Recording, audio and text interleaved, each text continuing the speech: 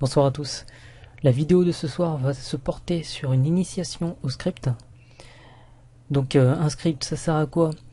Un script ça sert à automatiser un certain nombre de tâches. Donc comme par exemple la création d'utilisateurs, de groupes, une gestion de droits, partage de fichiers, bref toutes les commandes qu'on peut faire, on peut les mettre dans un script afin d'automatiser ces tâches. Qu'est-ce que ça va nous offrir concrètement? Je sais pas, par exemple, si on veut utiliser ces mêmes commandes sur 5 PC différents, par exemple, on peut se servir d'un script et d'éviter à retaper toutes les commandes. Enfin, les utilisations sont multiples et variées. Dans notre cas, on a deux machines Windows XP, donc ces deux-là. J'ai en fait cloné ma première machine Windows XP. Au passage, si vous le faites, n'oubliez pas de changer le nom des machines. Vous virez le pare-feu parce qu'on va utiliser certaines commandes et on va pas se prendre la tête avec la gestion du pare-feu. Donc vous désactivez le pare-feu sur la première machine avant de la cloner, comme ça c'est fait. J'ai aussi ajouté un petit disque d'1 giga pour faire une partie, comment dire, disparte dans le script. Et j'ai aussi passé les deux machines en bridge auxquelles j'ai adressé particulièrement une adresse à chacune.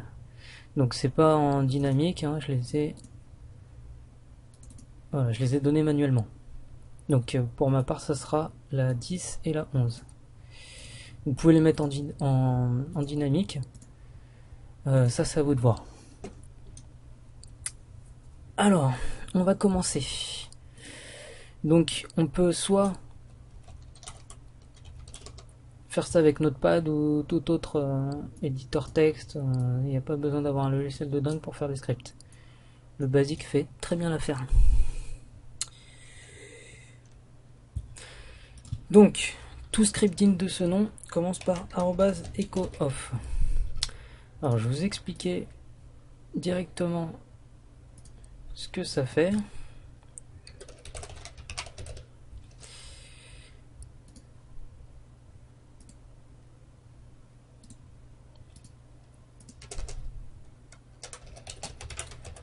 Alors, echo blabla.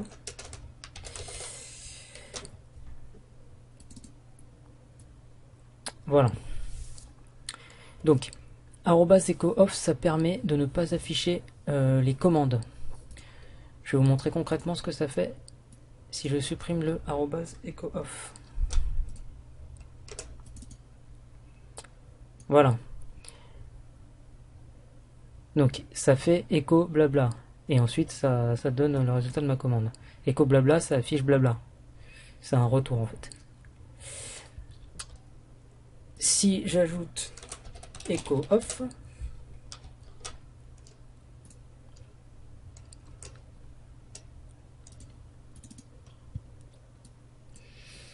donc ça met bien blabla, mais je vois quand même le echo off. Et pour éviter d'afficher ce echo off, on rajoute aussi arrobase. Donc pour cacher la propre commande.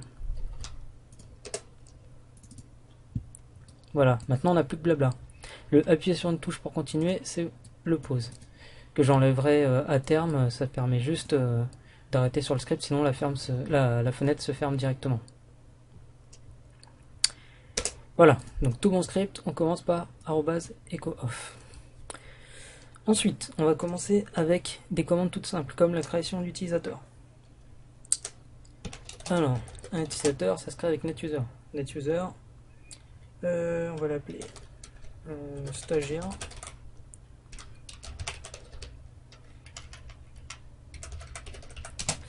Alors, NetUser stagiaire 1, 1, 2, 3, 4, 5, 6. Donc, le nom d'utilisateur, le mot de passe, /add.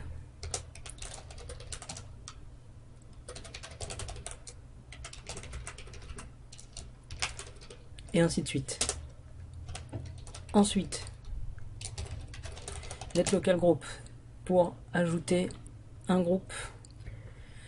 On commence par netlocal group. On va l'appeler non, plus concrètement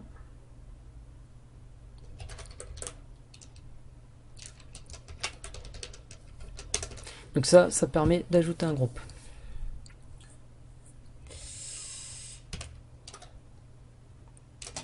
Ensuite, pour ajouter les utilisateurs dans le groupe,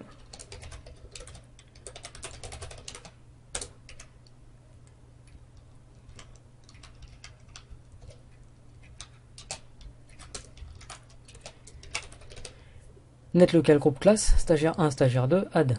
Donc ça va ajouter les stagiaires 1 et 2 dans le groupe classe. Voilà pour les utilisateurs. Qui dit utilisateur dit peut-être gestion de droits, vu qu'il y a aussi des groupes. Donc là on est en administrateur. Ouais, on est en administrateur. On va quand même vérifier, mais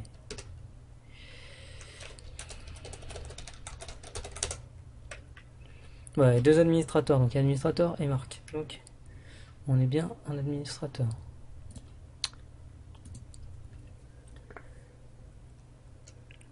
Donc on va créer un dossier. On va le mettre par exemple dans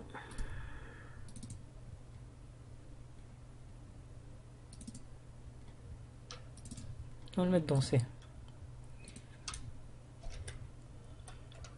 Donc mkdir c deux points. Qu'est-ce qu'on va mettre par exemple?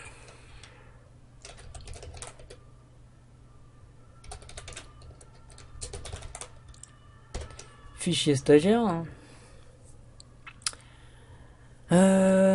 Donc on voudrait que seul le groupe classe, d'ailleurs ça va être plus concret comme ça, fichier classe, on voudrait que seul le groupe classe y ait accès, donc ni les admins, en l'occurrence administrateur et marque, ni qui que ce soit d'autre n'y ait accès. Alors, si vous avez des doutes sur les commandes, c'est facile. Pour gérer les droits, c'est CA, CLS. Si vous tapez la commande seule, vous avez tout un tas d'options qui vous permettent de comprendre la syntaxe de la commande. Sinon, c'est CLS espace slash point d'interrogation. Et là, vous avez donc la syntaxe. CACLS nom de fichier ou de dossier. Slash T, slash E, slash 1. Donc pour modifier, pour éditer, pour donner à l'utilisateur une certaine permission, pour retirer des droits d'accès à d'autres. Bref, il y a l'embarras du choix. Donc on sait que ça va commencer avec CA, CLS. Donc nous, ce qu'on veut faire, c'est modifier les ACL des fichiers. Donc on va taper donc CACLS, C2. Fichier classe. Donc remplacer le droit des slash T slash G utile permission, c'est donc on veut le contrôle total et c'est donc pour classe. Voilà, donc quand on va exécuter la commande de droit, normalement l'administrateur n'aura plus les droits sur comment ça s'appelle, le dossier fichier classe. Du coup, ça va mettre accès refusé quand vous allez essayer de changer les droits, ce qui est tout à fait normal. Il perd les accès, enfin, c'est normal sans l'être. Il perd les accès au dossier en question, donc ça met accès refusé. Mais la commande est quand même passée. Vous verrez quand on exécutera le script. Donc voilà pour ce dossier. Je vous montre quand même à l'heure actuelle quels sont les droits sur ce dossier en question. Ah oui, mais il faudra peut-être que je le crée. Non, on va tout faire avec le script et vous allez voir que ça s'exécute comme il faut. Mais normalement, si je crée, donc là en tant qu'admin, donc marque le dossier fichier classe, donc auront accès à ce dossier l'administrateur, marque, les utilisateurs enregistrés et tout ce qui est système. Voilà pour ça. Ensuite, on aimerait que ce dossier soit quand même partagé en réseau. Donc on va faire un netshare.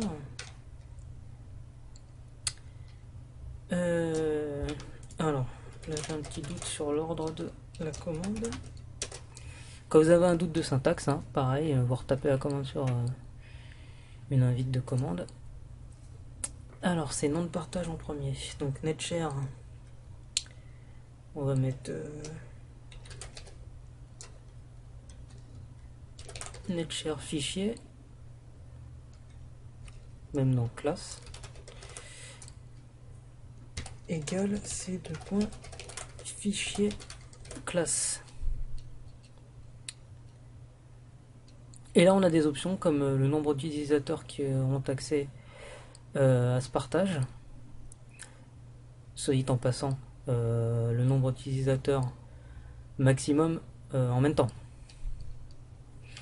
Pas au total, après quoi il sera plus disponible, c'est pas du tout ça. Ensuite, qu'est-ce qu'on pourrait rajouter? Éventuellement un partage caché. Alors, on va créer... Je vais laisser ensemble. On va créer un autre dossier, on va l'appeler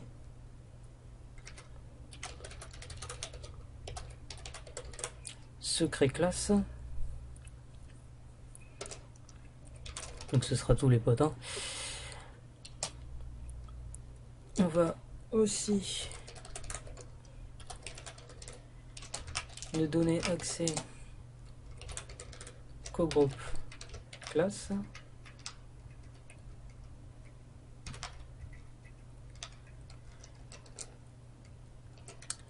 Et donc pour faire un partage caché, alors un partage caché, c'est un partage qui est tout simplement pas visible, sauf par ceux qui sont au courant et celui qui a créé le partage. Et donc c'est très simple, pour faire un partage caché, il suffit d'ajouter un $ après le nom de partage.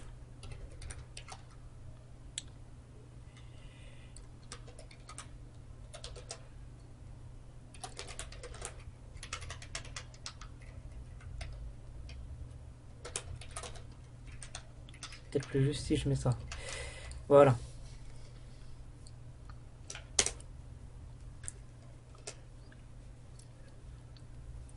Ensuite, est-ce qu'on a un CD de montée?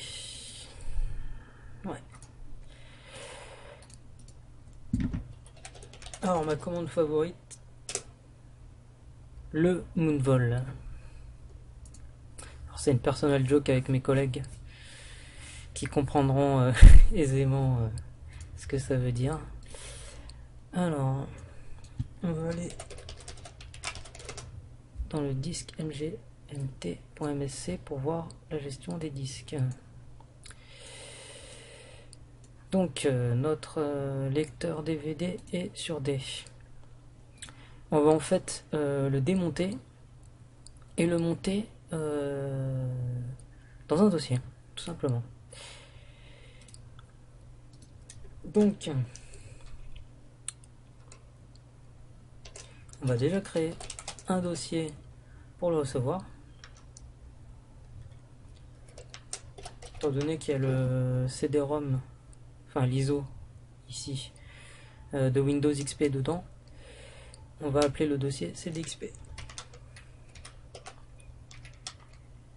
Donc toujours à la racine de C, CDXP. Et donc on va faire un Moonvol, alors que je me rappelle de la syntaxe, pareil.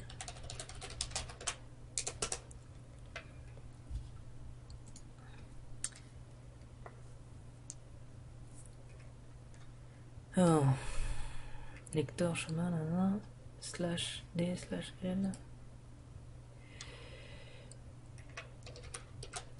C'est D de point. Alors, on veut démonter le lecteur D. Donc c'est Moonvol D de point anti-slash espace /d pour démonter le lecteur. Supprime le point de montage du volume du répertoire spécifié. Voilà. et on va le mettre ailleurs. Donc moonvol CD.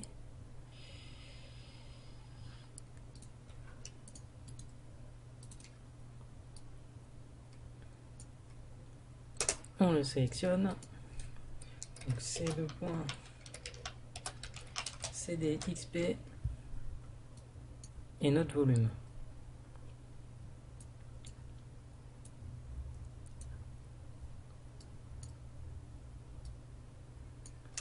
Voilà. Finalement, on va faire un petit rapport qui sera partagé donc sur la seconde machine.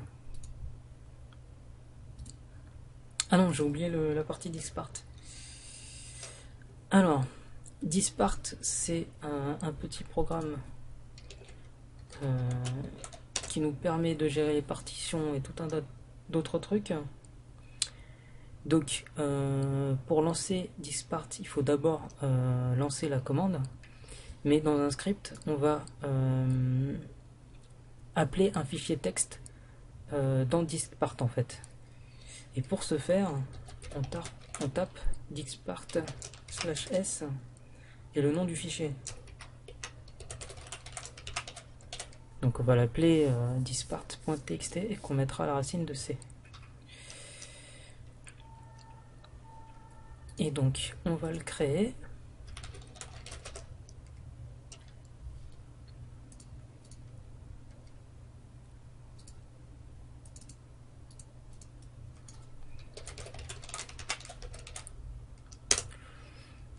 On pourrait remplir le contenu d'un fichier texte directement par le script, mais c'est se prendre la tête pour rien, alors qu'il suffit tout simplement d'en créer un, là dans notre cas.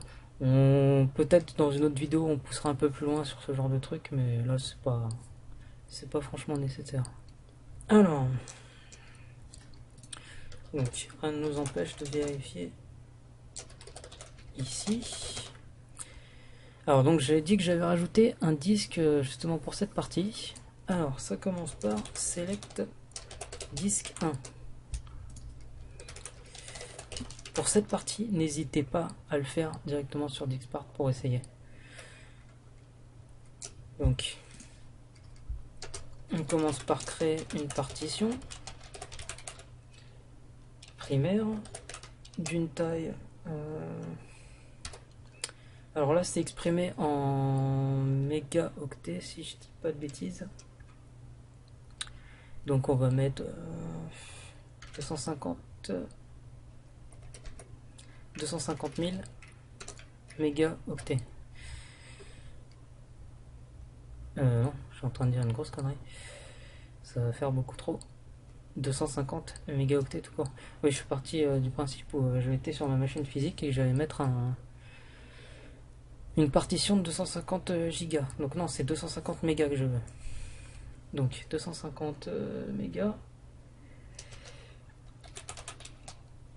On va la formater donc de manière rapide, donc quick, c'est une option. Au format NTFS. Et on veut y mettre un label. Je sais pas, vous mettez ce que vous voulez, on va mettre test. Après, on peut lui assigner une lettre. Donc, assignateur, je sais pas, on va mettre O par exemple. C'est comme vous voulez. Hein. Alors, j'ai fait une petite boulette. Le formatage n'est pas dans Dispart sur Windows XP. Sur Windows 7, c'est le cas, mais pas sur Windows XP. Donc on va créer notre partition. On doit quand même pouvoir assigner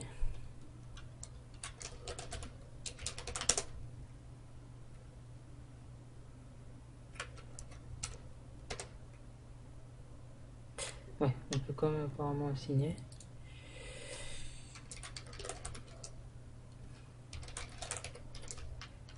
On va essayer comme ça. Assignateur O donc. Et on peut éventuellement Créer d'autres partitions.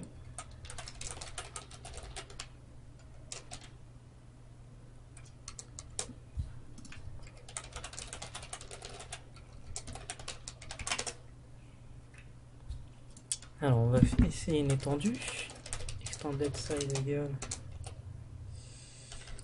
450.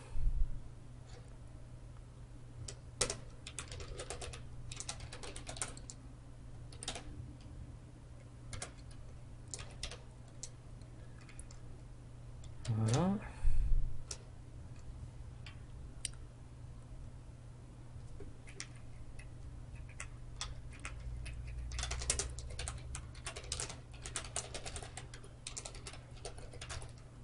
Et dans cette partition de 450, on va créer une partition logique qui sera de la totalité de la partition étendue.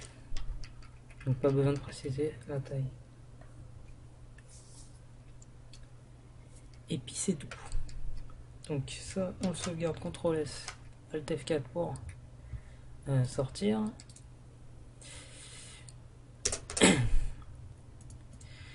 Donc lors de nos commandes disk part, on n'a pas pu formater, donc on va le faire maintenant.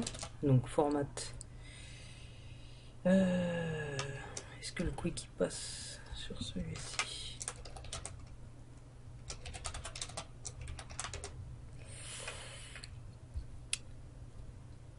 Je sais pas si on peut mettre quick. Formatage rapide, si c'est /Q. C'est un petit peu différent de Windows 7. Parce que le formatage, on peut le faire directement sur disk part dans Windows 7. Ce qui est pas plus mal d'ailleurs. Donc /Q, ensuite /fs 2.ntfs /v pour le nom de volume. Et ce sera donc test. Voilà.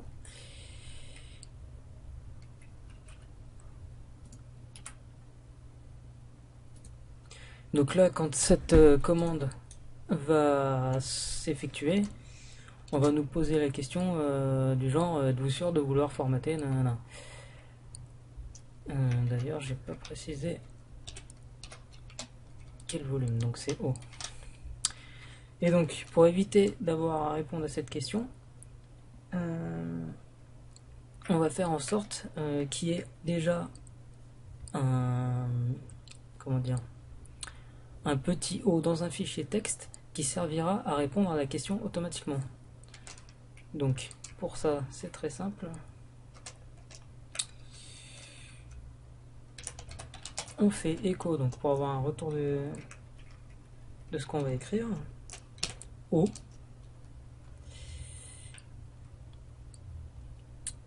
qu'on veut dans un txt qu'on va appeler O.txt et qu'on va mettre à la racine comme ça. Et il faudrait faire un retour chariot, donc c'est echo point, et là on met au lieu d'un seul signe on en met deux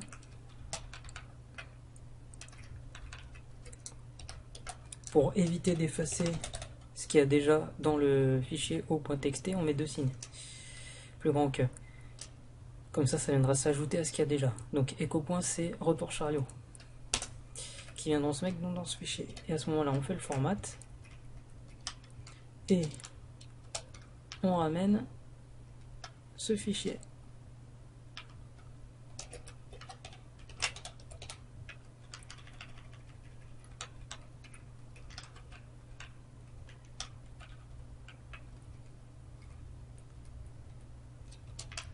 On va essayer de faire ça proprement, comme ça on y verra plus clair.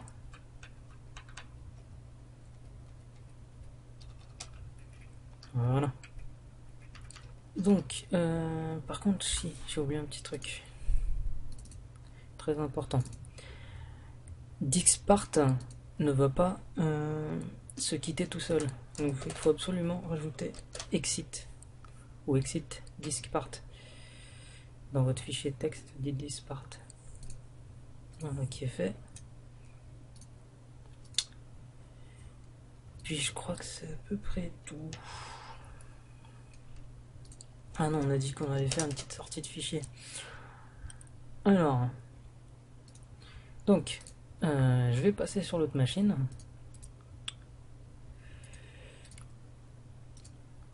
Je vais créer vite fait le volume là.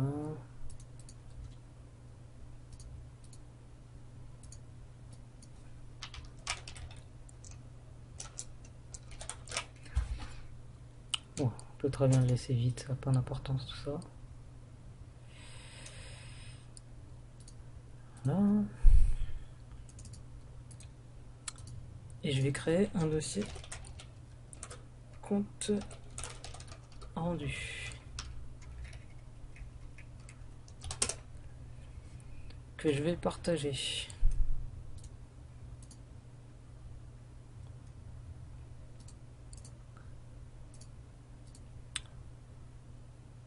On le met en contrôle total parce qu'on compte en fait écrire dessus.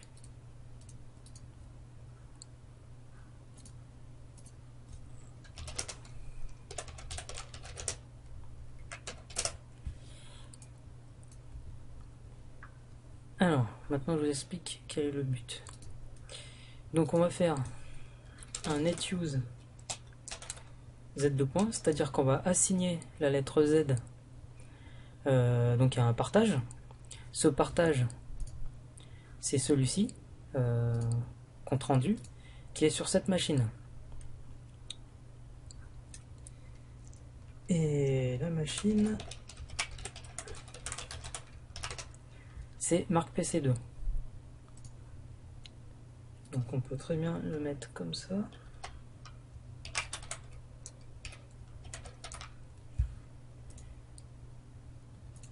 Bon, les majuscules n'ont pas d'importance, hein. Normalement ça passe sans sur Windows. Donc marque PC2. Le nom du partage, je vais m'assurer quand même que c'est comme ça. Donc voilà, pour la syntaxe netUse, nom de périphérique, l'ordinateur, partage. Donc le partage, le nom c'est compte rendu.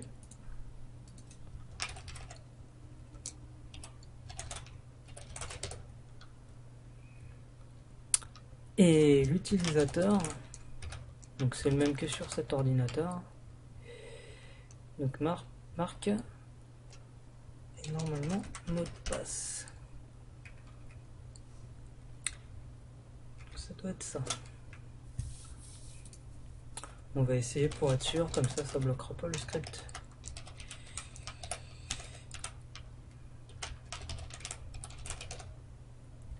D'ailleurs, voilà.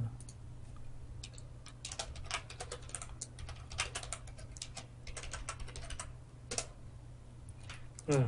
Donc là, si vous faites netUse, vous voyez que il est bien ici, et avec système E, il est là. Donc on peut écrire là-dedans. Je vais toutefois le supprimer.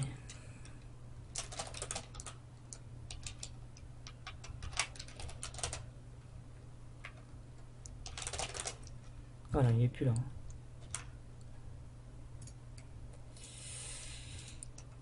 Et donc on va envoyer un fichier texte rempli d'informations directement sur l'autre ordinateur en passant par le partage.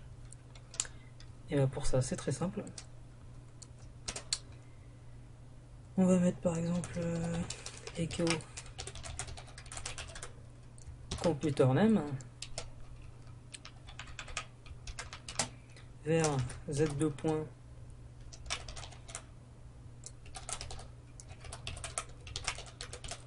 compte rendu marque.txt.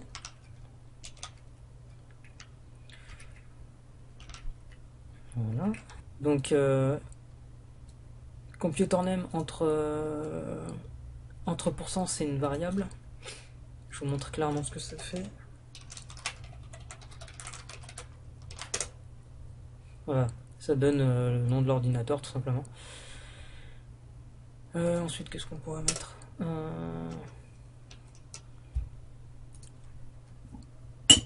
autre.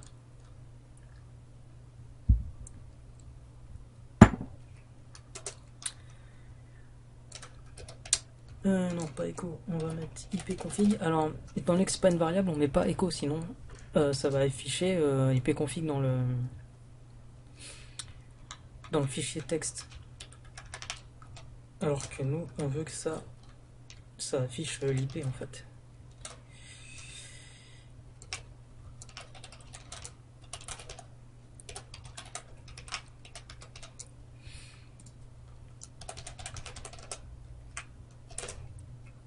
Voilà, nous on veut que ça affiche ça. Alors après, on peut pousser un peu plus loin et n'afficher que l'adresse IP. Ça, je vous le montrerai dans une autre vidéo. On verra un peu plus ce genre de commande avec find et tout ça. Puis voilà, enfin bon, on peut mettre tout un tas d'autres trucs. C'est à vous de voir. Hein. Et puis, on va arrêter là.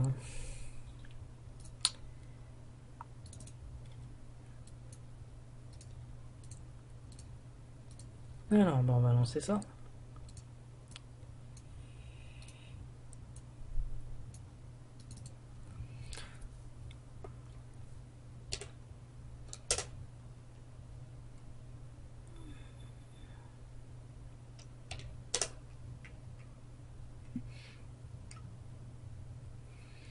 Donc voilà, on voit que déjà j'ai oublié des fichiers de réponse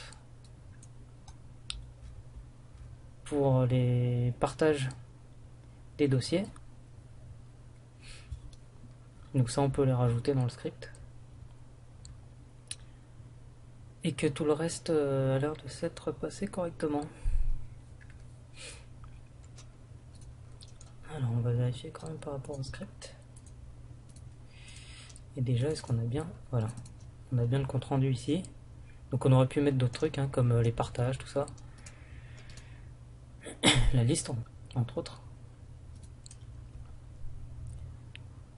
Alors, donc, c'est là-dessus qu'il fallait rajouter un petit texte. Ben, on peut utiliser le même qu'on a utilisé pour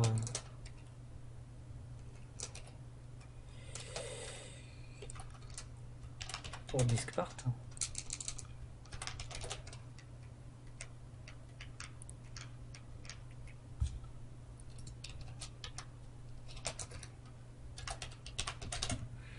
Voilà. Et qu'est-ce qu'on avait pas de bon aussi? J'ai vu un autre truc. Oui, alors ça, bon, on l'a pas mis dans le Diskpart, mais...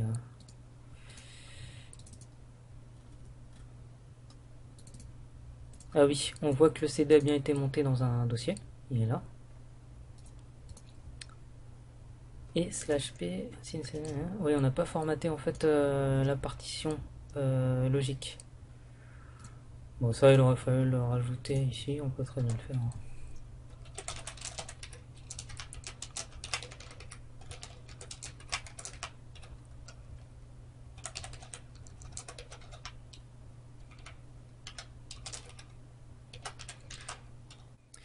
Alors par contre, je sais pas si je vais pouvoir relancer sans créer de soucis au niveau des droits.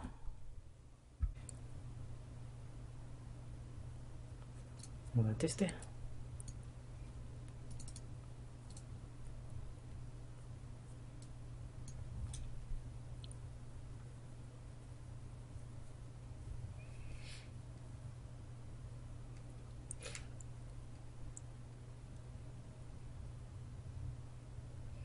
Voilà, donc ça a bien formaté le deuxième cette fois-ci. Bon, bah apparemment il a pas branché sur les droits, donc tant mieux. Donc le fait qu'on soit admin, ça nous a permis quand même de passer la commande. Après, comme on n'a plus l'accès, je sais pas trop. On va vérifier manuellement, comment.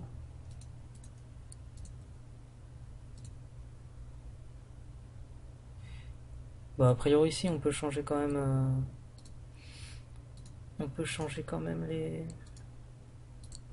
les droits. Je vous confirme ça tout de suite.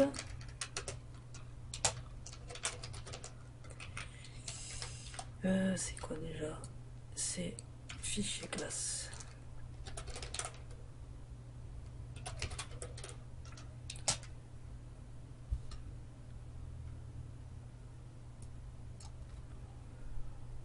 Alors cette fois on va les éditer.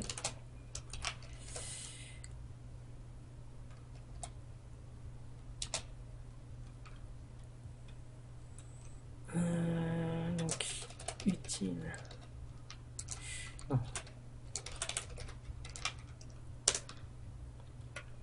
Ouais, donc si on peut carrément directement avec CLS. Ouais, donc oui, la commande est bien passée malgré qu'on n'avait plus les accès. De toute façon, quand on tourne admin, voilà, ça prend le dessus et puis c'est tout. Et voilà, j'espère que vous comprenez un tout petit peu mieux les scripts. Et je vous dis à une prochaine vidéo. Ciao!